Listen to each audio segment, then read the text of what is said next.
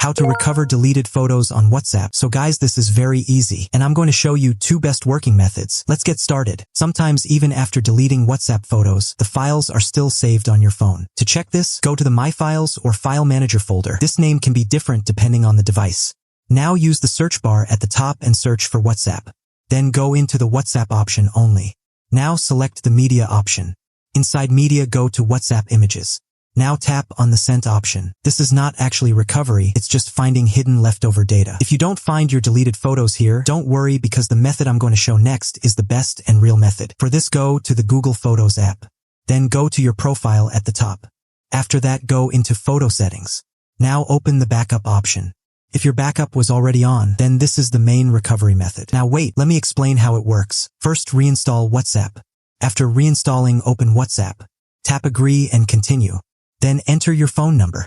Tap Next. You will receive a verification code on your phone number. Verify it. Then allow contacts and media permissions.